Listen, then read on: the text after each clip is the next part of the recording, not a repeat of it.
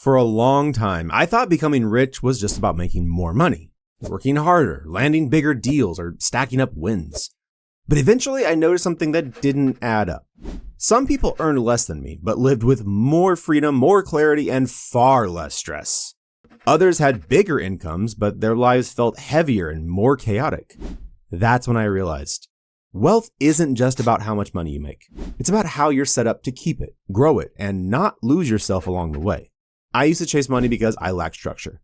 Not the kind you find in budgeting apps or hustle routines, but something deeper. What I now call life capital.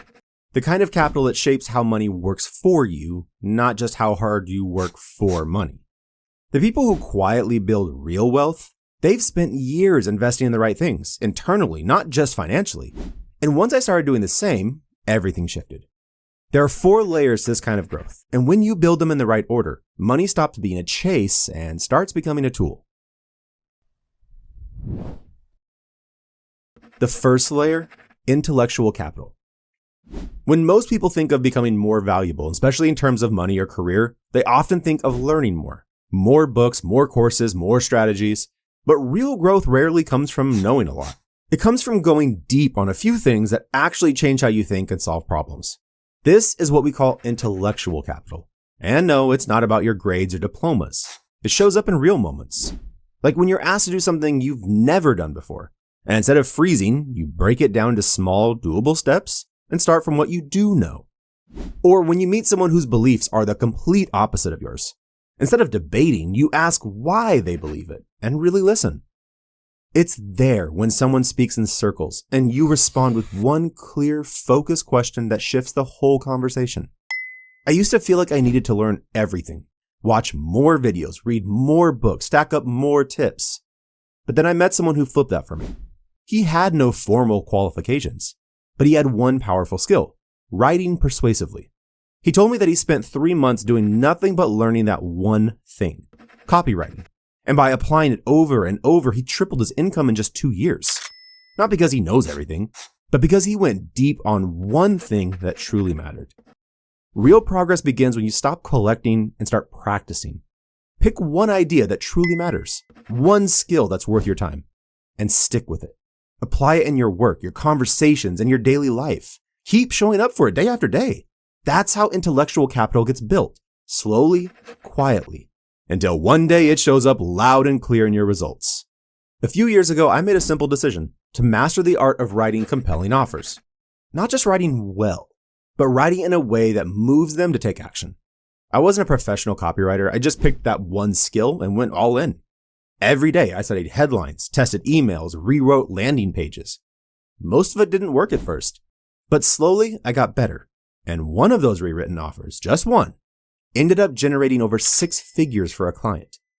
That changed my position in the company. That changed how I charge for my time, and honestly, it changed my bank account. So if there's one thing I learned from that chapter, it's this.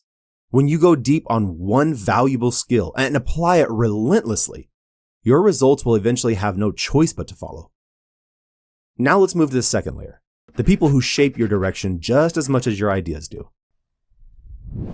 The second layer, social capital. We often hear this idea. You are the average of the 5 people you spend the most time with. But here's the part no one really says out loud. You can choose who those 5 people are. And changing them might be one of the smartest decisions you ever make. Most of us build relationships by chance. We hang out with colleagues because we sit near them. We stay close to friends from school because they were always there. But when life starts to feel stuck or directionless, it's often because the people around us aren't helping us grow. I once met a designer who felt completely stuck in her career. She was talented, worked hard, but felt invisible. No recognition, no growth. Instead of waiting for a promotion, she started doing one small thing differently. Every project she worked on, she made a habit of asking for feedback. Not just from her manager, but from people in other teams. Over time, those conversations turned into real connections. People began to notice her attention to detail, her mindset, her willingness to improve. A few months later, someone from a different department offered her a freelance opportunity on the side. That led to a new role, a bigger network, and eventually her own creative studio. What changed everything wasn't luck. It was that she stopped working in a bubble and started engaging with people who helped her grow. That's what social capital really means. It's not about knowing famous people. It's about knowing people who help you think better, act braver, and become clearer about where you're going. So here's something to reflect on. When you scroll through your contacts, who makes you feel more focused, more curious, more alive every time you speak with them? That's your second layer. And it might be the most underrated part of real wealth. The third layer, human capital. Once we've built up skills and started connecting with the right people, the next challenge is learning how to multiply our time. Most people hit a ceiling not because they aren't talented, but because they try to do everything alone. This is where human capital comes in. It's not just about hiring employees or building a team. It's about learning how to collaborate, how to share goals, delegate with trust, and bring others into your process in a way that makes everyone stronger. I once watched a friend, a talented content creator, completely transform her entire career by focusing on just 3 things: the idea, message, and the camera. Everything else, editing, publishing, admin, she gradually handed off. And within months, not only did her channel grow, but her energy came back too, and the work actually got better. The lesson here is simple, but powerful. Burnout doesn't come from doing too much, it comes from trying to do everything on your own. Human capital is about choosing wisely who you build with. Sometimes it's a business partner. Sometimes it's a virtual assistant, a collaborator, or even a friend who shares your mission. The point isn't how many people, but how aligned they are. If your time feels like it's shrinking, maybe the next step isn't working harder. Maybe it's letting someone else step in, so you can finally focus on what truly moves things forward. The right people don't slow you down. They help you move farther, faster, and with more clarity. The fourth layer, financial capital. Many of us grow up thinking money is where everything begins. That the more we earn, the more stable and successful we'll feel. And while money is important, deeply important, it's rarely the first piece of the puzzle. In my own journey, I noticed something that quietly repeated. The people who managed money well, who grew it with confidence, often had something else built first. They had a skill that created value. They had people they trusted to talk through decisions. And they had a rhythm in their work that didn't depend on constant hustle. Without those layers, even with a bit of money, it's easy to feel uncertain. I've seen people, and at times I've been one of them, invest too early, take a leap without enough clarity.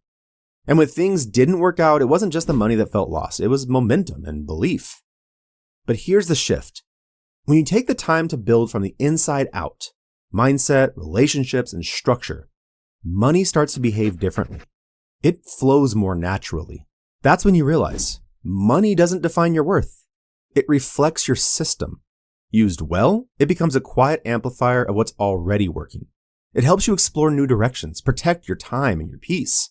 So maybe the better question isn't just how much do I want to earn, but what kind of life do I want money to help me build? Take a moment to think about it. Right now, what is your money serving in your life?